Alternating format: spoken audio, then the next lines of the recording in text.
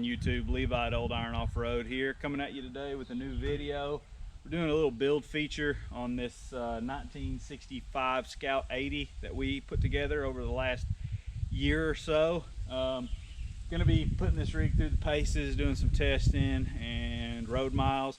I've actually already put about 75 miles on the clock on this thing, but in an effort to make sure this thing is reliable as possible, we will be driving it as we do all of our builds, just to make sure that any kinks or any bugs or any issues that might pop up get sorted out before we send the vehicle home. I plan on taking you on a ride with us today and putting this thing through some paces, road miles, and also taking it out to the farm and kind of taking it through a little rocky section just to check and see how everything flexes and make sure everything's clearanced and happy and there's no odd issues with the suspension. Before we jump into that though, I thought I'd take a minute and go over the specs and give you a full kind of overall view of the rig and how everything looks and how everything functions. And yeah, let's jump into it. So first up, we've got the body. Nothing super over the top with the body. We wanted something that looked pretty factory, nothing fancy, no high dollar paint jobs. This is going to be used on the road and on the trail, so the last thing you want to do on a trail rig, at least in my opinion, is put an expensive paint job on something and then take it to the woods and abuse it. This rig was actually an Arizona truck originally. The owner brought us a truck to build initially that was just hammered. The body was terrible. Somebody had already cut the floor pans out of it and made a bunch of questionable decisions. The body, we pretty much decided we weren't going to use it.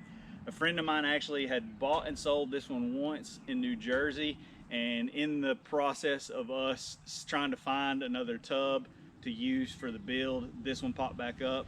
Reached out to the friend, had him go grab it, brought it down to us. Worked out really well, perfect. This is a great little tub. Somebody had actually started cutting on it and was going to build a rock crawler out of it, so I didn't mind finishing their job. I don't typically like to cut on anything super solid, but somebody else had already started the process, so like I said, I just went ahead and helped them out. We did cut the fenders out to accommodate the larger tires. This thing is running 32, 12, 17 Swampers. These are the TSL SX2s. They are the radials. Like I said, we cut the fenders out to accommodate the larger tire. We ended up using the early Bronco fender flares. We use these on a lot of our builds. It just allows you to really clean up and cut a nice radius into the fender well and fit bigger tires. The rest of the body was just sanded and clear coated. We did have to do some color matching.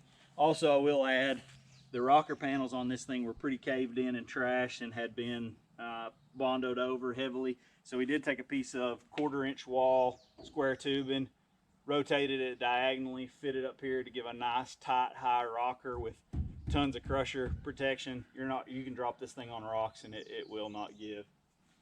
For bumpers, we turned to our friends at GRC, had him build another one of his swing out tire carriers. This model bumper does not currently come available for the Scout 80s or 800s. What Randy does is he kind of sends us just the basic form of the bumper. We build our own mounts and adapt them to the 80s and 800s. I believe he is currently working on a solution to that, but as of right now, I do not believe this bumper is available unless you are capable of building some custom mounts.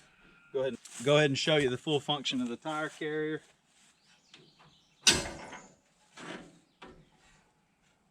Pretty simple function. Heavy duty spindle on the outside edge. You've got a little T-handle pin you lift up to unlock the bumper.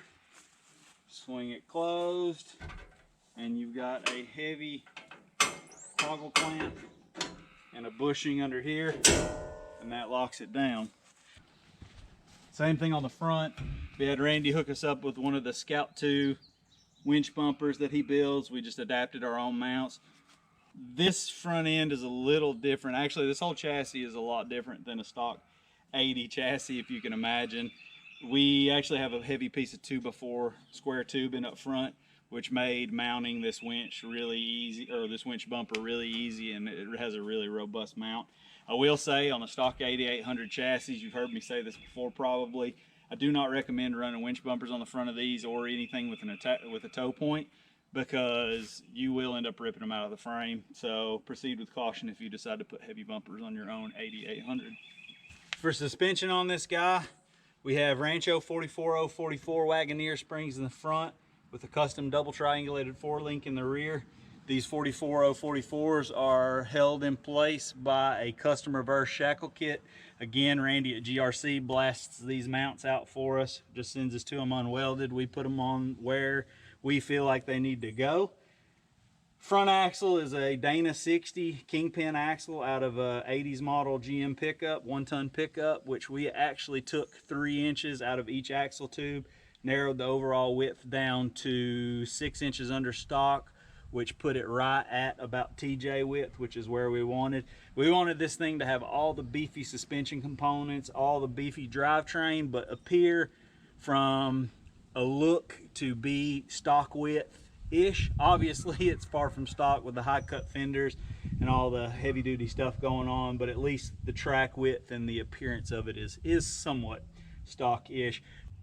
For steering, we turned to a Scout 2 steering box, which we had rebuilt, ported, and tapped by West Texas Offroad. It's called the Redneck Ram, hydraulic assist steering. The mount is a GRC steering box mount that we use for the Scout 80s and 800s. Works out really well. Scout 2 box is kind of our go-to on these things. In the past, I have used Cherokee boxes. They work okay if you're going for the 4-cylinder mount location, but if you're trying to push the steering back, I definitely recommend using a Scout 2 box. Steering links are just whoever, Rough Stuff I believe is who we purchased these through. Piece of heavy wall DOM with threaded bungs. We cut them to length, weld them in with full 1-ton steering. We had Brannick Motorsports actually build our inner axle shafts. Again, like I said, there's been 6 inches taken out of the overall width. Reed inner knuckles, I'm sorry, full Kingpin rebuild. Pretty much anything on this truck that you see has been 100% rebuilt. For the rear axle, we've got a Dana 60 Rock Jocks center section, tubed out to TJ width again. The rear axle is located in place by a double triangulated 4-link setup that is custom built. We built it in-house. All the rear suspension components, all the front suspension components were all built in-house. This is not off-the-shelf cookie cutter stuff. That is one of the things that you end up dealing with when you're building a Scout 8800 is, although there is lots of aftermarket support by some of our great vendors, as far as crazy suspensions and stuff, it's not like a Jeep JK where you can just get online and order crazy bolt-on things. We're running 456 gears with ARB air lockers front and rear, Tom Woods front and rear drive shaft. The front is on Bilstein shocks and the rear is on 14 or 16 inch travel ORI struts. I can't remember right off the top of my head. While we're sitting under here, we'll go ahead and turn our attention to the fuel. Factory Scout 8800 fuel tanks, as most of you probably know, are in the saddle tank area of the fender wells. With this thing being powered by a 6-liter GM engine and obviously fuel injected, dual tanks are somewhat of a hassle. So we actually adapted a CJ tank, skid pan, filler neck, pretty much anything that bolts on to like a 79 to 86 model CJ. It is a 15-gallon tank, which is not a huge capacity, but accompanied with 5 gallons in the jerry can mount on the back, be enough to get you wherever you want to go. With that, that brings us to our power plant. Again, as mentioned, this is a 6-liter iron block GM engine. A lot of people just would refer to it as an LS, even though it really isn't an LS. It's an iron block truck motor.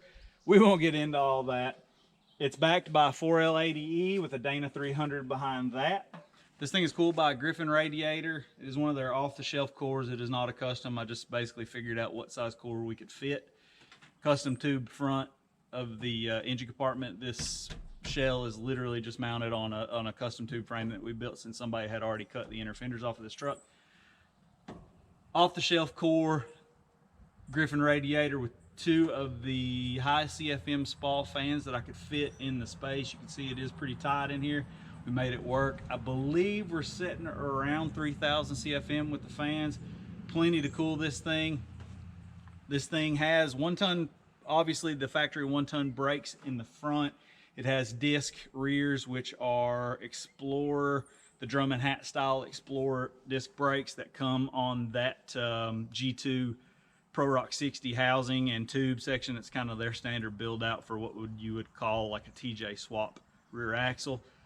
Master cylinder and booster. We are running Hydro Boost brakes. We are a big fan of the Hydro Boost conversions. Just nice, clean, very functional setup. Pretty much every build that we put out has Hydro Boost brakes on it, so this one wasn't any different. We have a Hydro Boost booster. We have a Corvette master cylinder, which stops this thing very well. The harness and computer and fuses and relays were done by Jim's Performance in Maryland. Super good guy to deal with. This thing does in fact have AC on it as well, so this is quite the rig in my opinion. It's got creature comforts that you wouldn't necessarily expect to see in a build like this. It will run down the road 60 miles an hour, 70 miles an hour reliably. You get to the trail, lock the air lockers in, and party. Overview of the interior. We've got Corbeau seats, front and rear. Full custom cage built in-house by us. Tuffy center console. Sidewinder shifter. Again, this thing does have AC. Speed hut gauges. Custom center console for our switches. This is where we've got our ARB compressor on, our front and rear locker. We also have an interior light and a provision for some external lights when the owner decides what he wants to run.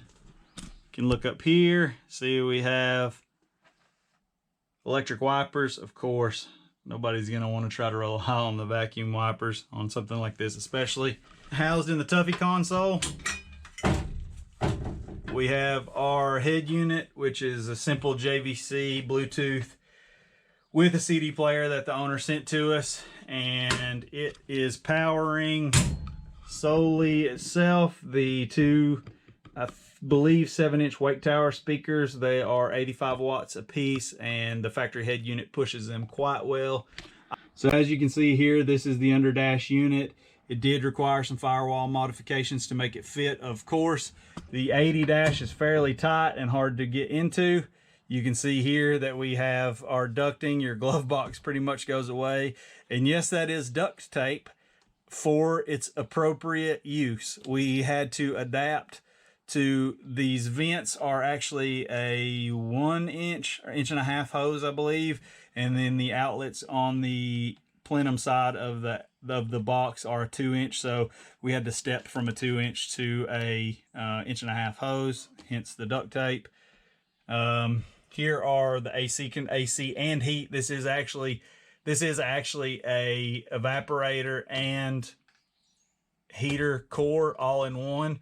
So here is your heater controls. You basically just pull this guy open to open and close the heater valve, and here's your fan control, and this is your AC control. Obviously AC goes cold, it goes all the way down if you're going to use the heat function, and this is just your blower fan. Turning to the interior, just a quick sweep around of what we've got. The inside was cleaned up, bed lined. The inside of the top was cleaned up and bed lined. Obviously, I really like super clean interiors. I don't care so much about what the exterior of the rig looks like. I just want really good mechanical, clean chassis and suspension, and a nice interior. Paint's kind of optional in my opinion, and there's nothing better in my mind than a rig with a really cool patina.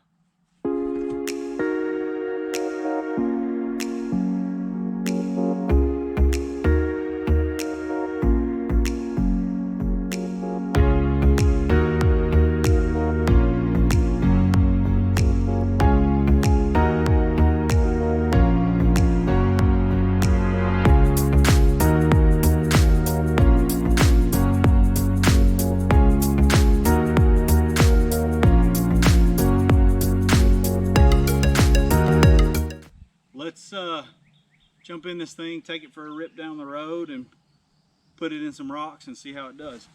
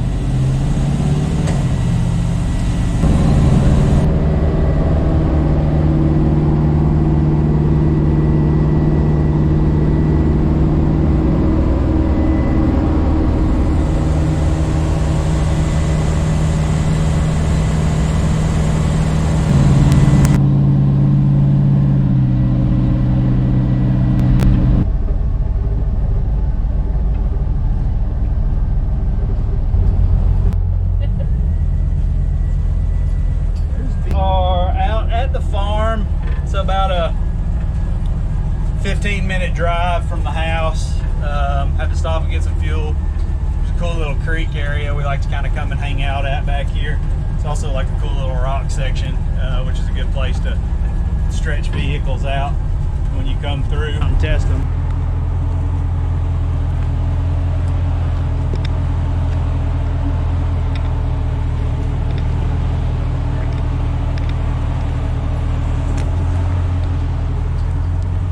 Almost needed a spotter for that. I was kidding.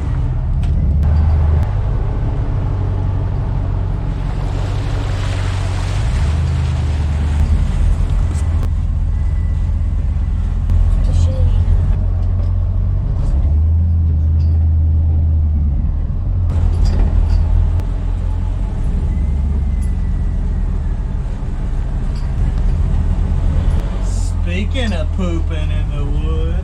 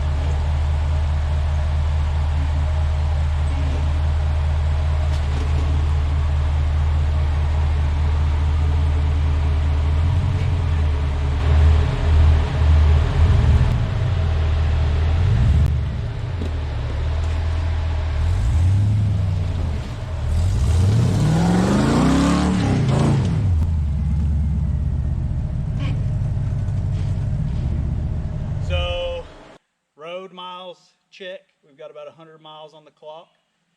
Off-road, huge check.